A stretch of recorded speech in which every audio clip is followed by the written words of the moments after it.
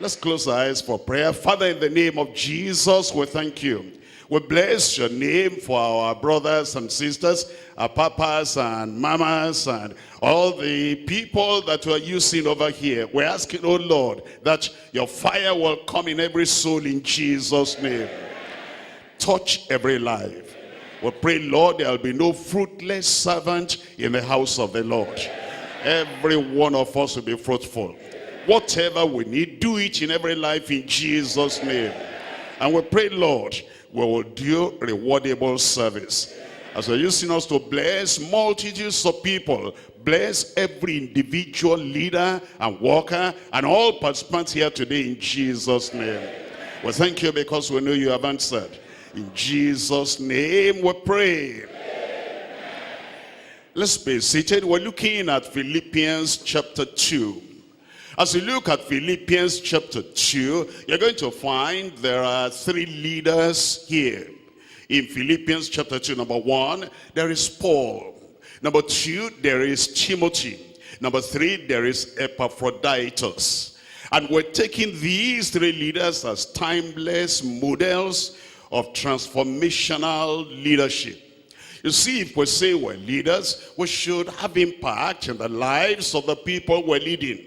And we should reproduce the character of Christ, the passion of Christ, and the fire of Christ in the people we're leading. So that you are on fire for God yourself as a brother. You're on fire for God yourself as a sister. And then you're able to pass that across. As we look at leadership, then leadership is not just to occupy a position and just to stay there and just to say that, you know, I'm a leader, but we transform others and we pass across to others the very mind and the image of Christ. And you'll find over here that these three leaders, Paul, Timothy, and Epaphroditus, they're given to us as examples. And they're giving us as admonition and emulation. We're to emulate them, that is, copy them, so that we too can become effective, efficient leaders as we follow their examples. We are looking at these timeless models of transformational leadership. Number 1 is Paul. Number 2 is Timothy. Number 3 is Epaphroditus. Number 1, learning from a transformational leader. As we consider Paul the apostle, there's no doubt in your mind, there's no doubt in my mind, that Paul the apostle was a transformational leader. He had a goal, he had an objective, he had a dream, and he had a drive within him. And it was to make sure that the people that came across his way, associated with him, they'll be transformed, transformational leaders. So number 1, learning from a transformational leader. Number 2 is leading like a trustworthy leader. If there is any word we can use for Timothy, is the word trustworthy. He was trustworthy, and you want to develop that in you because that's what you want to pass across to other people, and you want to lead like a trustworthy leader. The person you might not be familiar with, that is Epaphroditus.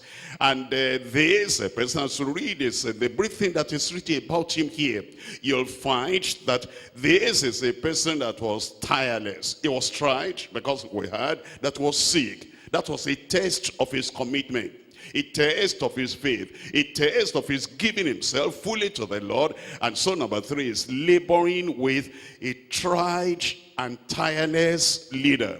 Tried and tireless. Although he was sick, he still kept on serving. Let's come to number 1, learning from a transformational leader. We're looking at Philippians chapter 2, and I'm reading from verse 17. It says, yea, and if I, this is Paul talking now, if I be offered upon the sacrifice and sacrifice of your faith, I joy and rejoice with you all. You see what he's saying here? He's saying, yes, I'll go through difficulty. I'll go through any challenge, even if it becomes like a sacrifice, and I lay my life on the altar. That's a leader. He says, I rejoice because of that. And then look at verse 18. It says, for the same cause also do ye joy and rejoice with me. You see what he's saying here? He's saying, I am sacrificing and I do it with joy. I suffer, I do it with joy. I go to the prison, I do it with joy. I have all these pressures upon me, I do it with joy, and I'm transferring that joy unto you. Because as you look at Philippians chapter 1, you will see he was in the prison himself, and there were people that were preaching and say, okay, look at Paul, and they were preaching a gospel of envy. They thought they will add sorrow to him and burden to him. He said, that doesn't matter at all to me. What makes me rejoice is that, of course, the gospel is being preached. And then not only that, you'll find that he said, these people too, the Philippian believers, they were suffering. He said, I rejoice in my suffering, you rejoice in your suffering, and therefore we're reciprocating. I demonstrate that joy in service to you, in spite of adversity, in spite of pressures, in spite of difficulties, I rejoice. Now, that's how Paul the apostle transformed the lives of other people. This Paul the apostle, he took feeble members and then he made them faithful ministers. That's transformation. This is a person that took a convert and then he made them conquerors. These are the people that took just people that you came to know the Lord, and then as he interacted with them and taught them and trained them, he made them what they could never have been without his influence and impact in their lives. And the Lord is saying that you to go and do that likewise.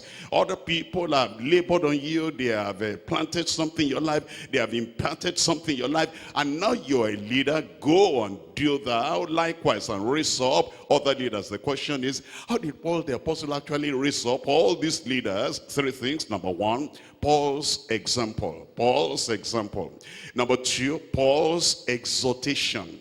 Paul's exhortation. Number three, Paul's encouragement. That's what he did. Number one, he laid the example. He said, I'm not going to ask another person to do something that I would not do myself. I will not tell somebody, go there, and I'm not willing to get there myself. I'll not tell somebody, evangelize, and I will not evangelize. I will not tell anybody to contribute anything, and then I will not contribute. He first of all started by example. Paul's example. Number two, Paul's exhortation. He didn't just say, okay, they have seen how I demonstrated leadership, and they have seen all the things I've been doing, so they will do it. He said, no, he gave them exhortation. He said, you must follow me. This is what you do. And then number three, he gave them encouragement. You can do it. And I pass that on to you. You can do it.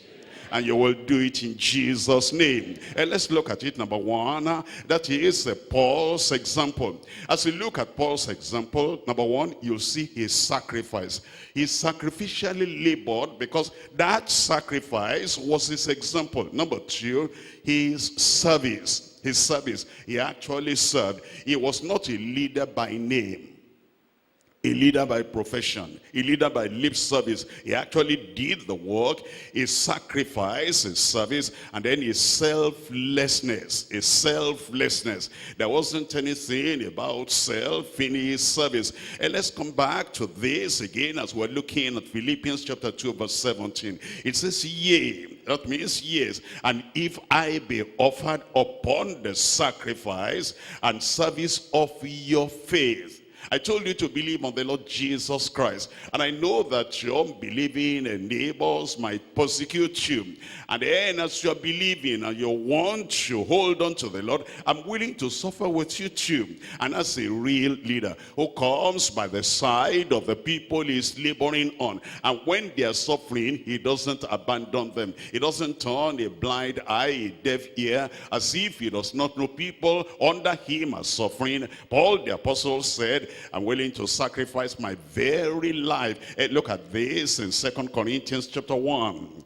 2 Corinthians chapter 1, and I'm reading here from verse 5 and verse 6. It says, for as the sufferings of Christ are abound in us. It's saying the sufferings of Christ, we're not allowing Christ to suffer all alone. Look at what Jesus Christ went through. He said the sufferings of Christ abound in us. And so if a little bit of that persecution comes to you, accept. If a little bit of that pressure comes to you, accept. While you are laboring, while you are visiting people, while you are training people, while you are building up people's lives. And then it says, so our consolation also aboundeth by Christ. Look at verse 6. It says, whether we be afflicted, it is for your, tell me there, consolation and salvation. He said, we understand why we're suffering, and we know it's not going to be easy. If you're going to take people out of the hands of Satan and you bring them to the Lord Jesus Christ, there might be suffering. And therefore he says, whether we be afflicted, it is for your consolation and salvation. And then he says, which is effectual in the enduring of the same sufferings which we also suffer, or whether we be comforted, it is for your, tell me again, consolation and salvation. He said we suffer is for consolation and salvation, or we are comforted and we're delivered is for consolation and salvation. What he's saying is, whether it is negative or positive, whether it is down or up, whether they rejoice with us or they persecute us, whatever happens to us, whether they accept us and receive us, or they push us away and reject us, whatever it is happening, everything that happens to us must result in somebody's salvation and somebody's consolation. Whatever happens to you will result in somebody's consolation. You see, other people will see, they say, look at sister so-and-so enduring all this. If God can give grace to sister so-and-so and she can go through all this, that's for my consolation, I will endure. The same grace in you will pass on to them. And then when you are comforted, when your prayer is answered, and then people begin to see, they see that the problems of brother so-and-so is all over. The problem of sister so-and-so is all over. And if God can solve her problem, God will solve my problem. My own. I said, God will solve my problem. If God can deliver that person, he will deliver me. You see, if negative things happen, it's for consolation and salvation. And also positive things happen, is for consolation and salvation. That was his sacrifice. Now his service is service. And we're looking at 1 Corinthians chapter 9, verse 19. 1 Corinthians chapter 9, and we're looking at verse 19. Look at verse 19. It says in his service, it says, for though I be free from all men, yet have I made myself servant unto all, that I might gain them all. He said, I've forgotten myself. I've forgotten personality. I've forgotten position. I've forgotten who I was in the world. You see, when he ministered to many of these people, sometimes we'll forget that Paul the apostle was like, a real educated person. He was a great professional. He was a man of note among the Sanhedrin. But he became believers. He was ministering to the Gentiles that were called, rough names and bad names by the Jews. He identified with them. And he said, that's my purpose, is so that I will gain them all. And that's your purpose too. You see, maybe you are highly placed, your place of work, in your community, people look up to this. Yes, sir. Yes, madam. But when you come to us, we have some of our people who are just down there and, some ruffians. And then you are called upon to preach to them. You bring yourself low and you do it for a purpose that you might gain them all. Anything that will hinder you from passing the gospel across to them, we say, no, I must get rid of that. Look at chapter 10. In chapter 10, I'm looking at verse 33. Even as I, this is Paul now, please all men in all things, not seeking my own profit. You see that sometimes we forget, and I don't blame you. Sometimes we come to the church and we forget that we're leaders, and we forget that some of the people that are there, some of them are new converts, some of them are immature, some of them have some funny characters, but God is going to use you to chisel out all those funny things out of their lives. And you must understand, you are there as a father, you are there as a mother, you are there as a teacher, you are there as a coach, you are there as a trainer, and you are to train the people. And therefore you will not say, because they have these idiosyncrasies, and they have these peculiarities, and they have this and that, and then you come to their level as if you are fighting with them. Fathers don't fight with their children, and teachers don't fight with their students, and doctors don't fight with their patients. Whatever is happening, those doctors, they are trained, and I think we should be better trained than the doctors. You know, sometimes they take somebody to Satraki Hospital, and the Satraki patient, he doesn't know anything, and he's looking at the doctor, and he say, you are my enemy, and you brought me here. There's nothing wrong with me. It is your head that is not correct. If you're talking to a doctor like that, does the doctor get angry? I said, what kind of get this person out of there? You know, when, you know, something happens with you and the members, and you forget you're a father, you forget you're a mother, and you forget that you have to train them. You forget that God brought them there so that all those things, by the time they pass through your training, everything will wash away in their lives. We don't get angry with them. We sacrifice and we serve the people. God will help you in Jesus' name. And that's why Paul the apostle said, even as I please all men in all things, not seeking mine own profit, but the profit of many, that they may be, what is it? Saved. That is the goal. Number one is sacrifice. Number two is service. Number three is selflessness. We're looking at 2 Corinthians chapter 7 verse 4.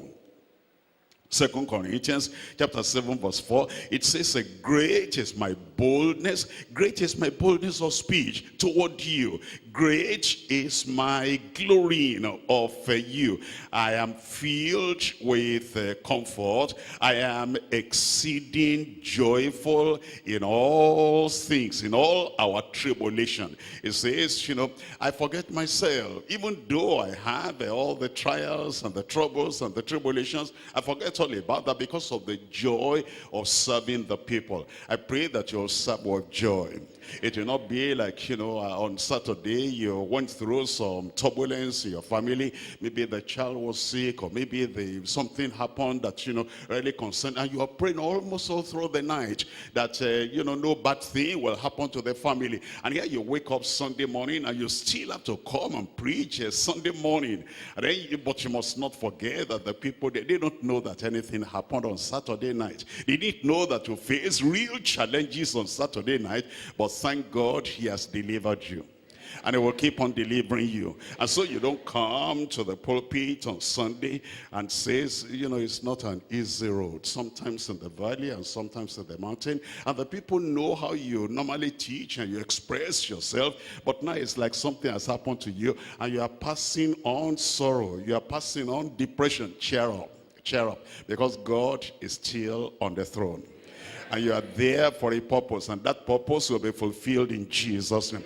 Number one, Paul's example. Number two is Paul's exhortation. Paul's exhortation. Actually, you will see as we look at Philippians chapter 2, reading from verse 17, it says, yea, and if I be offered upon the sacrifice and service of your faith, I joy and rejoice with you all. I joy and rejoice with you all. Serve the Lord with joy. Serve the Lord with excitement. Serve the Lord as if this is the best thing to do and this is the best place for me to be. Look at verse 18. For the same cause also do ye joy and rejoice with me. Indirectly he's saying, don't be moody, rejoice. Don't look at me, I'm rejoicing. He wrote to them from the prison. And even though he wrote to them from the prison, you could see the joy coming out. In fact, if you read the epistle to the Philippians, which he wrote from the prison, in chapter 1, he mentions joy and rejoice. Chapter 2, he mentions joy and rejoice. Chapter 3, he mentions joy and rejoice.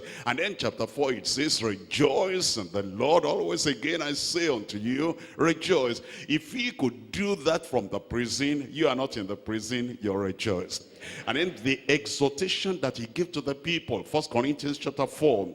In 1 Corinthians chapter 4, I'm reading here from verse 16. 1 Corinthians chapter 4, we're reading from verse 16. It says, wherefore I beseech you, be ye followers of me. That's what he did. He gave them exhortation. Number one, he gave them example. Number two, he gave them exhortation. Number three, he gave them encouragement. Encouragement. You must never forget that people need encouragement. They need for the leader to come and lift them up. They need for the leader to come and encourage them. And Paul the apostle did that also. Look at Philippians chapter 1. In Philippians chapter 1, I'm reading from verse 28. Philippians chapter 1, verse 28, it says, and in nothing be terrified by your adversaries. He was talking to the Philippian believers. He said, I face, even the people of the Roman government, and then I face them in the prison, and they chain me to a person that is a security man, so that I will not run away. In the midst of that chaining me to another person, I'm still rejoicing, and I'm still writing all these epistles to all the various churches. If that could happen, don't be ever terrified by your adversaries. Look at that verse 28. It says, in nothing be terrified by your adversaries, which is to them an evident token of perdition, but to you of salvation and that of God. Verse 29, for unto you it is given in the behalf of Christ, not only to believe on him, but also to suffer for his sake, having the same conflict which he saw in me, and now here to be in me. It says, you are not alone. We're in need together. And the Lord is still giving him joy and consolation and deliverance and protection in the midst of it all. And he said the Lord will do the same thing for you. And so Paul the apostle was a transformational leader. The way he carried himself and the way he projected the gospel, the way he lifted up their faith, and the way he stood firm and courageous in his problems, by example, by exhortation, by encouragement. He was helping the people to have the leadership quality they ought to have. We'll come to the second example, leading like a trustworthy leader. We're coming to the second chapter. This is Philippians chapter 2. I'm reading from verse 19. Philippians chapter 2, and we're looking at verse 19. It says, but I trust in the Lord Jesus to send Timotheus shortly unto you, that I also may be of good comfort when I know your state. He couldn't go himself because he was in the prison. And yet he said, I have somebody trustworthy, and I'm going to send this Timothy. I'm going to send him to you. Then he says, for I have no man like-minded. Notice this. Who will naturally care for your state. It says, I have many people I've trained. I have many people I'm praying for. I have many people I'm developing. But I have no man like Timotheus, like Timothy. Naturally, he does it. I'm not forcing him. I'm not pushing him. I'm not pushing any pressure on him. Naturally, he cares for your state. And then it says, for all seek their own, not the things which are Jesus Christ's, but ye know the proof of him, that as a son with the Father, he has served with me in the gospel. What a great testimony. I pray that we'll have such a testimony over you in Jesus' name. Timothy was a person trained by Paul the apostle. He was teachable. That's one thing that we should be able to say about you. You don't come to this kind of leaders meeting as if I know it all. I've been in this church for such a long time, and there's nothing for me to hear again. Your training, our training still continues. And the Lord will make you what you ought to be in Jesus' name. And then he became trustworthy. Everything he learned from Paul the apostle is recorded for us. So that as Paul the apostle took him from being being a convert to becoming a conqueror, everything he heard, everything he learned, they are made available for us. I can go back to 1 Timothy and 2 Timothy. I can go back to all these epistles and learn the same thing. And what became of Timothy can become of me and can become of you. And that's so that we will have the same qualities. As you look at Timothy, well, it's not only in this passage, but all the passages talking about Timothy. Number one, he was available and valuable. Available and valuable. You know, there's no point you train a person, and when the work now is to be done, the brother is not available, the sister is not available, because you know, he has other engagement or she has other involvements. But in the case of Timothy, he was available as well as valuable. Number two, he was humble and trustworthy.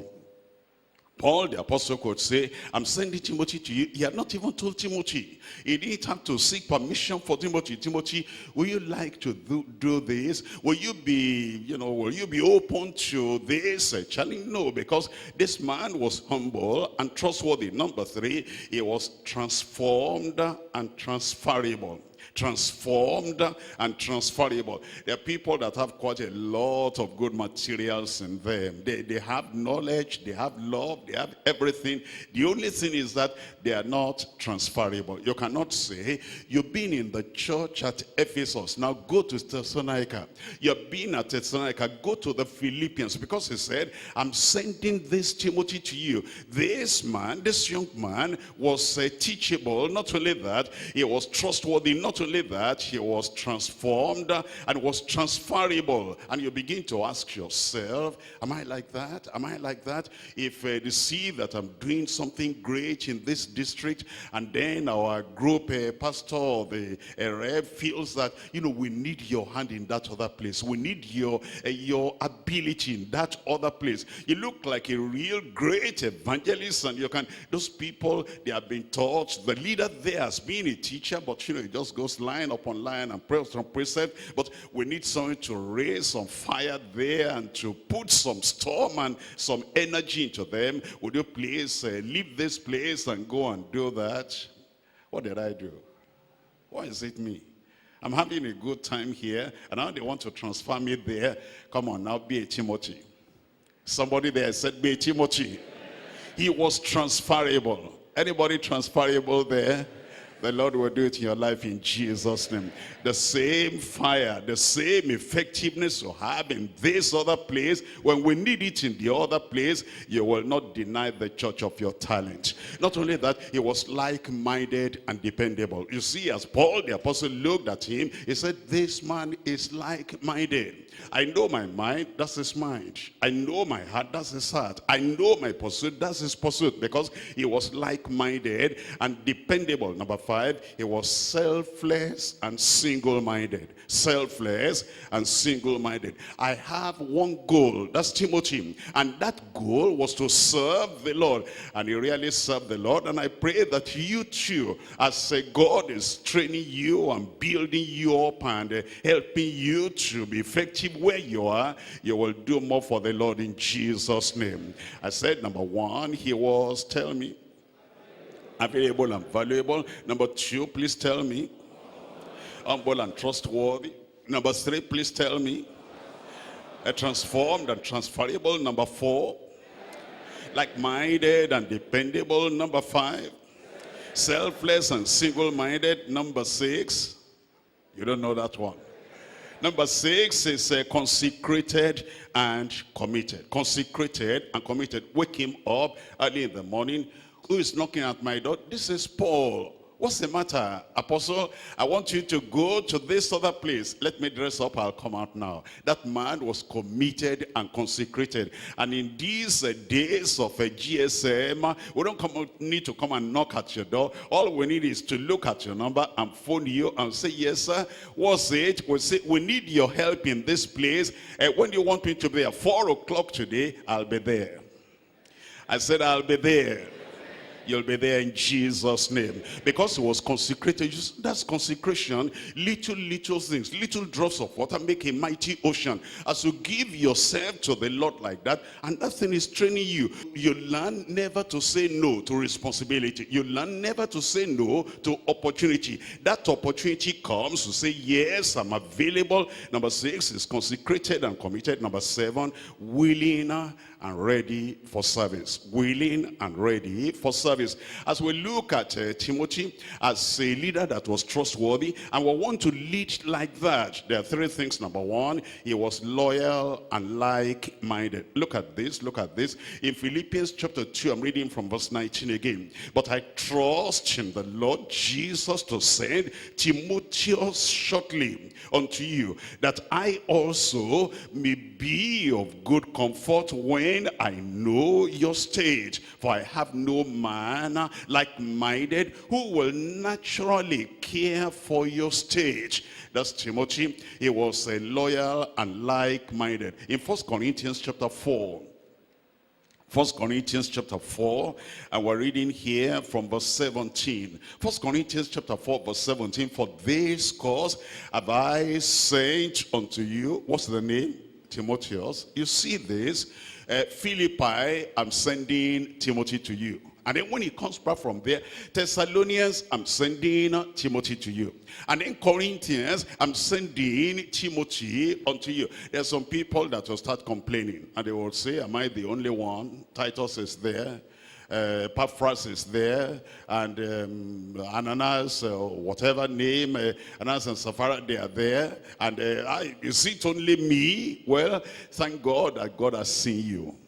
That you have something that will be usable in Philippi. And that you, the same person, you have something that will be profitable to Thessalonica. And the same person, you have something. You know, we have that peculiar problem in Corinth. And then we look at all the people. The person that will have the wisdom, that will have the gentleness, that will have the love, and that will have the ability to gather those people together, and all their sectionalism and division, he'll brush everything away. Timothy is still the same person. If you are like that, and God has put all that talent in you, I believe that when it comes to your turn, you will do it in Jesus' name. That's why it says in 1 Corinthians chapter 4, verse 17, for this cause have I sent unto you Timotheus, who is my beloved son, faithful also to the Lord, who shall bring you into remembrance of my ways, which be in Christ, as I teach everywhere in every church. We'll have good testimony concerning you. I'm reading here from 1 Corinthians chapter 16. 1 Corinthians chapter 16, and here we're still talking about this trustworthy believer, the trustworthy trainee that came out of the hand of Paul the apostle. 1 Corinthians chapter 16, verse 10. Now, if Timotheus comes, see that he may be with you without fear, for he worketh the work of the Lord, as I also do. Look at that testimony. It says that Timothy is coming to you. I'm going to send him to you. He's going to preach like I preach. He's going to teach like I teach. He walks the walk of the Lord like I do. We're going to have that kind of testimony concerning you. He was loyal. He was like-minded. Number 2, he was selfless and he was caring. Selfless and caring. Come back to Philippians chapter 2. Philippians chapter 2. This Timothy was selfless and caring. In Philippians chapter 2 verse 20, it says, for I have no man like-minded who will naturally care for your state. Naturally care for your state. That word naturally there is like a mother caring for the baby. Natural. That's like a father taking care of a beloved son. That's natural. And it says when Timothy comes, he's going to take care of you because he does it naturally. Naturally. And we're looking at 1 Corinthians again, chapter 10. 1 Corinthians chapter 10. And I'm reading from verse 24. 1 Corinthians chapter 10. We're reading from verse 24. In verse 24 it says, let no man seek his own, but every man another's wealth, another's joy, another's development, another's growth. So that as you are in the church, you are not thinking of what will I get out of this, what will I benefit out of this. You are wanting to give everything you've got so that you naturally care for the people. And the Lord will bless your service in Jesus' name. Philippians chapter 2, reading from verse 2. Philippians chapter 2 and reading from verse 2. This is the exhortation Paul the apostle had given to the Philippian believers, and they said you can see that demonstrated in the life of Timothy. Philippians chapter 2 verse 2, fulfill ye my joy, that ye be like-minded, having the same love, being of one accord and of one mind. Let nothing be done through strife or vainglory. And Timothy made up his mind, I'll never do anything with strife. Never do anything with vainglory. And you know, Paul the apostle could see that your transparent life, that this man was just available, and that just like you, in the name of Jesus. And then it says, but in lowliness of mind, let each esteem other better than themselves. Look not every man on his own things, but every man on the things of others. Timothy was loyal and like-minded. He was selfless and caring. He was serving as a son. He was serving as a son. That is from a loving heart. It's like this is a family enterprise. This is family business. This is family duty. This is family responsibility. And he looked at Paul as his dad. He looked at Paul as his father, as if Paul was his biological father, even though they were not biologically related. But that's the way he looked at Paul. And then he was serving with him as a son in the ministry. You'll be like that. I said you'll be like that. Some people are busy writing, they cannot answer. I said you will be like that. It will happen to you and through you in Jesus' name. We're looking at Philippians chapter 2 verse 22. Philippians chapter 2 verse 22. Here it tells us about Timothy. It says, but ye know the proof of him, that as a son with the Father, he has served with me in the gospel. 2 Timothy chapter 2.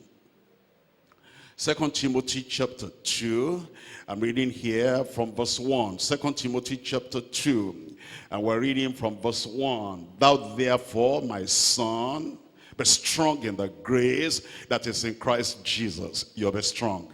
And the things that thou hast heard of me among many witnesses, the same commit thou to faithful men, who shall be able to teach others also. The gospel will not die at your doorstep. Everything you have got, you'll pass it on. I will pass it on. I said I will pass it on. And the same impact God has given us, your leaders over you, to pass everything across to you. And now it's burning in your heart. In the same way, with the same faithfulness and same fire, you'll pass it on to other people. And they will be able to teach others also. And they will pass on to other people and pass on to other people. And they will be able to teach others also. And through you and through us together, this Deeper Life Bible Church will continue until Jesus comes. Because, you know, there are churches that started, and those original leaders, they have salvation, sanctification, Holy Ghost baptism, and they preached it, and they passed it on to the next generation. The next generation, they said, those people, those old fathers, fanatical people, it's like they didn't know that there's business. They didn't know there is extramural school education. They didn't know that, you can have everything is gospel, gospel, gospel. And so they slowed down. And as they slowed down, they didn't pass it on like it was given to them. And then the third generation, by the third generation, they have forgotten what the original people did. It will not happen to Deeper Life like that. Because, we pass it to you. Have you got it? Then you'll pass it on to others. Will you do that? And they will pass it on to others. And until Jesus comes, this life and this gospel, that we have the full gospel, it will be given to the people, and they will have it in Jesus' name. Look at verse 3. Thou therefore endure endure hardness as a good soldier of Jesus Christ. No man that warreth entangleth himself with the affairs of this life, that he may please him who has chosen him to be a soldier. The Lord has chosen you. You will succeed. And this work will prosper in our hands together in Jesus' name. We're coming to point number 3 now. Laboring with a tried and tireless leader. Laboring with a tried and tireless leader. In Philippians chapter 2, I'm reading from verse 25. It says, yet I suppose it necessary to send to you Epaphroditus, my brother and companion in labor, and my fellow soldier. And then he says, but your messenger, and he that ministered unto my wants, for he longed after you. He loved you. He desired you. He wanted to be with you. He longed after you and was full of heaviness. And then it goes on to say, because that ye have heard that he had been sick. He had been sick. Well, to start with, Paul the apostle did not consider it, to hide this one and to cover up this one. Sometimes it may be that we have a group pastor, or maybe a district pastor, maybe an overseer, or whoever. The person is sick. And not because of anything, but because I'll read it to you now. You see what happened to him, why he became sick. And then when eventually the group pastor or the overseer or whoever it is, one of our leaders, when he comes back, we say, oh, welcome, sir. We heard that you were sick. Who told you? A man of God never gets sick. Was I sick? You were sick, sir. There's nothing to be ashamed about. Look at it in the Bible. The body is not stone. And so if maybe you are tired or you are sick or whatever happened, the joy is that the promise of God has been fulfilled in your life. And now you are up. And you will not be down again in Jesus' name. We don't need to lie about it. We don't need to cover anything. We don't need to say, no, I wasn't sick. It was Satan who was sick. It wasn't Satan. I heard it was you.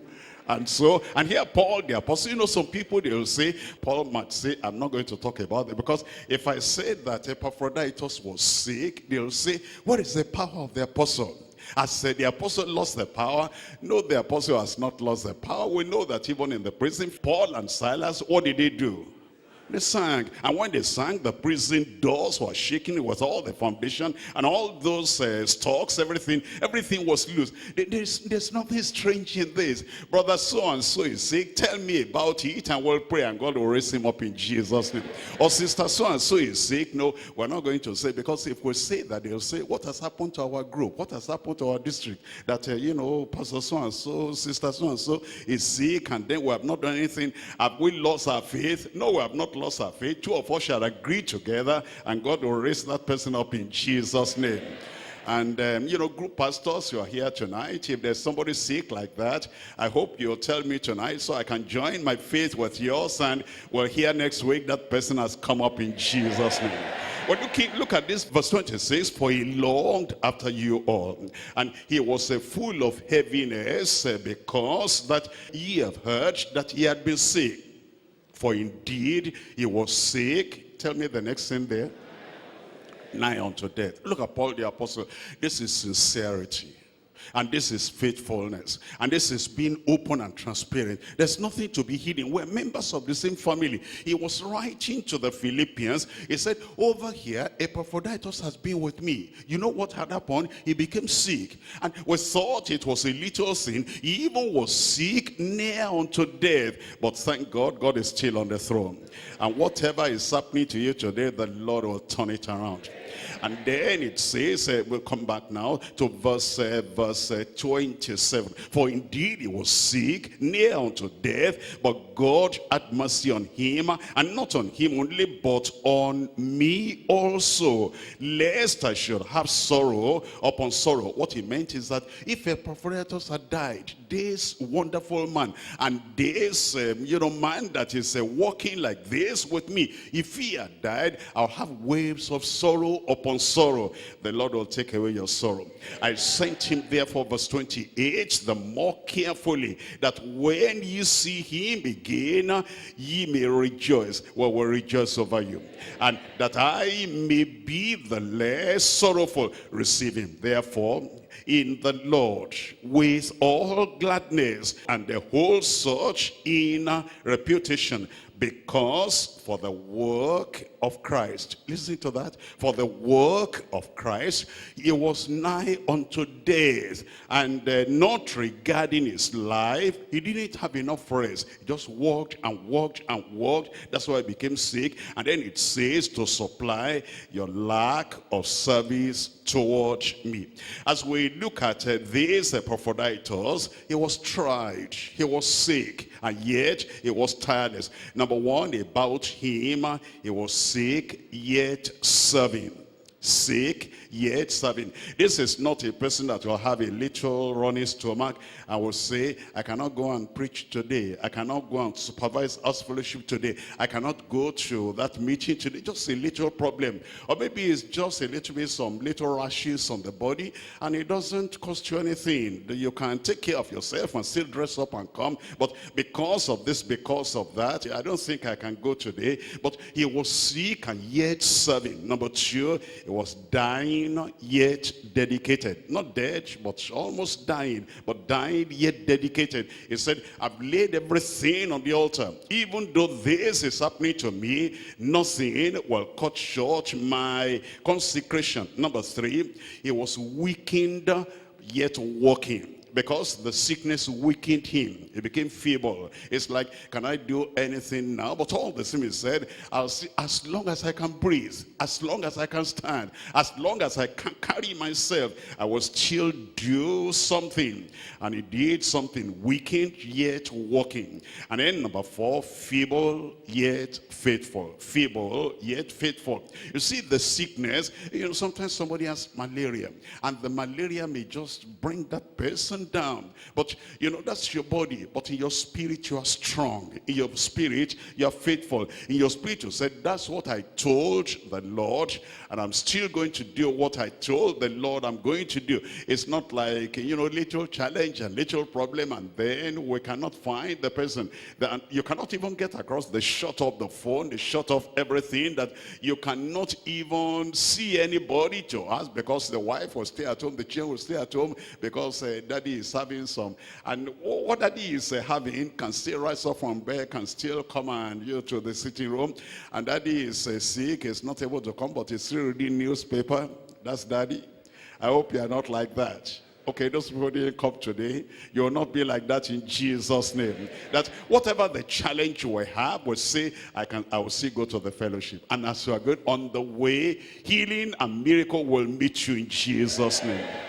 Number one, tell me you was sick, yet serving. Number two, tell me, not yet dedicated. Number three, wicked and yet walking. Number four, feeble yet faithful. Number five, he suffered, but he was still single-minded. Suffered, but he was single-minded. Said, that's my goal, that's my desire, that's where I'm going, and I'm going to do the work he has called me to do. Number six, tested yet tenacious.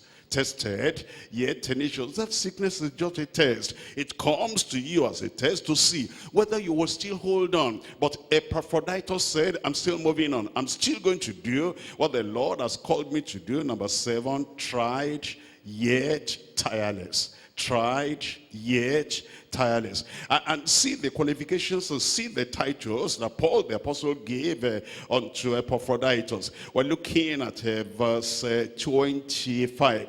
It says, yet I suppose it necessary to send to you Epaphroditus. Number one, my brother my brother. You see what Paul called him? He said, I'm saved, I'm sure he's saved. I'm converted, I'm sure he's converted. I have the grace of God in my life. I'm sure he has the grace of God in his life because he is my brother. That is, we are bought by the same blood of Jesus Christ. Number 2, look at what he says, and my companion in labor. The first qualification is personal. That's personal, my brother. But this one is relating to the ministry. It's saying that he's my companion in labor. He's by my side. I walk and he walks. He walks and I walk. And that's how he became so tired and so weary. And then he became sick because he gave everything, pushed everything into the work in the ministry. Is my companion in labor. And then number 3, it says, is my fellow soldier. My fellow soldier. What does that mean? They faced the same enemy. They fought the same enemy. They faced the same opposition. And when opposition or persecution came, Epaphroditus will not leave Paul to it and say, you are Paul, you have a kind of backbone and constitution that I don't have. He said, we're fellow soldiers together. We fight in the battle together, and they won the victory together like you and I were together. You are my brother, you are my sister. Am I telling the truth? And then you are my companion in labor. Am I saying the right thing? And when I come next time, I will see you there. As long as I'm there, you are there. As long as you are there, I am there. And because I'm a little bit older than you are, most of you, some of you are a little bit older than I am, but you know, if Jesus tarries and I go on, I pass the baton to you, and what God has done through me, you will do. You will not be tired. Any companion there? I said any companion there? The Lord confirm it in Jesus' name. And it says, my fellow soldier, my fellow soldier. You don't see battle and run. You don't see difficulty and run. You know, we had land over there. And then some of these people, you know, they call their name in our community here. They call them particular name. And then they are coming. And then as they're coming, all they're looking for, they want to look for money to eat. Because the money they have is maybe they've finished everything. And then you are coming to the church and you hear some noise, you know, they're saying something. Then you whisper to somebody, what do you think is happening? I said, those are those people, they want money and they are making trouble. Let's turn back. Let the group pastor handle that. And when everything is quiet, and then the choir sits down and the ushers are there, and then we'll come back and say, praise the Lord, hallelujah. You're not a fellow soldier. You want to leave the pastor alone to that trouble. You want to leave the leaders alone there. Come on, drive in. And then when you come in there, while the pastor is there and the others are there, you come because we're fellow soldiers together. We'll fight the battle together. And we'll win the victory together. We're not going to leave somebody to face the enemy and the challenges alone, because here we are bound together in unity. And nothing, no trouble will separate us in Jesus' name. Number 1, my brother or my sister. Number 2 is my companion in labor. And number 3 is my fellow soldier. And then it says, he's your minister. He's ready to serve. All the things you should have done, he is ready to do for me on your behalf. And nothing intimidates him, and nothing sends him back packing. And the same courage that the Lord has given the Apostle Paul, he has given to Epaphroditus, and he has given to my brother, my sister, I see there today in Jesus' name. It's in Acts of the Apostles chapter 20 verse 24. Acts of the Apostles chapter 20, and we're looking at verse 24. Acts chapter 20 verse 24. It says, but none of these things move me. Can you say that? Neither count I my life dear unto myself. Go on. So that I might finish my course with joy, and the ministry which I have received of the Lord Jesus, to testify the gospel of the grace of God. You will do it. The fire is burning in your soul. You have started well, you will continue well. Nothing will stop you. Enemies will not stop you. You'll continue to be a brother, a sister in this church. We love you, you love us, we're together in this ministry. Nothing will drive you back in Jesus' name. You continue to be a companion of the people that hold on to the truth, and together we'll reach heaven's gate in Jesus' name. And when it comes to battles to fight, we're fellow soldiers together. We can stand. Stand and let me see you. Like a soldier. And you tell the Lord, oh Lord, here we are, here I am, I will serve you. Come with me, come with me. We've seen the example of these three leaders. We've seen Paul the apostle, and we've seen Timothy, and we've seen Epaphroditus. Oh Lord, that same courage give unto me. That same power give unto me. That same fire give unto me. And that same commitment and courage give unto me. That same conviction and backbone give unto me. I will not look back. I will not look down. I will not step aside. I'm going to do the work of the Lord. I'm going to be a transformational leader. I'm going to be a trustworthy leader. And I'm going to be a tireless leader.